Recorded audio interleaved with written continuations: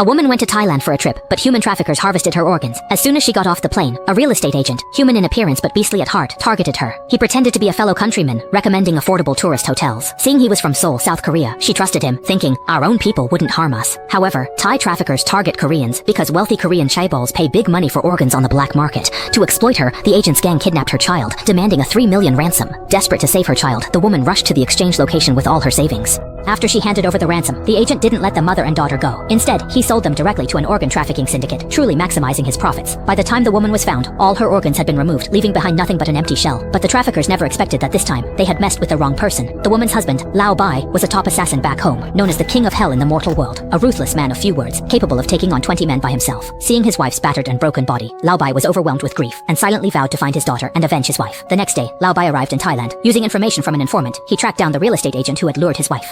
He quietly hid in the other man's car, and when the agent let his guard down, Lao Bai used a rope to strangle him unconscious, then took him to a deserted place. As soon as the agent woke up, he desperately begged for mercy, but Lao Bai remained expressionless. He calmly took out a pair of scissors and aimed them at the agent's fingers. With a scream, the agent's thumb was cut off on the spot. The pain was unbearable, so the agent had no choice but to confess the details of his crime.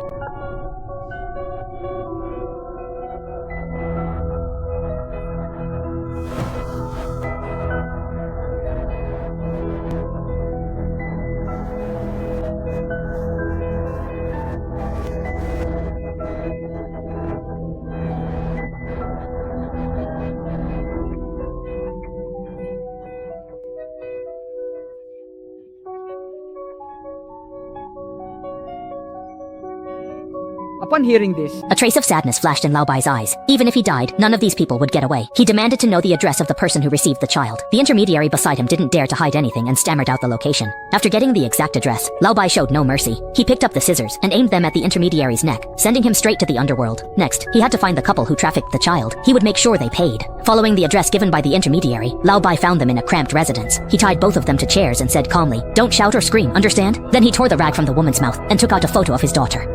121. Auntie. The woman glanced at the photo. She knew she was in the wrong and didn't say a word, but Lao Bai wasn't a good person either. He picked up the scissors and cut off the husband's finger without hesitation. Seeing that the other side still refused to talk, Lao Bai calmly picked up a second finger, just as he was about to cut it off.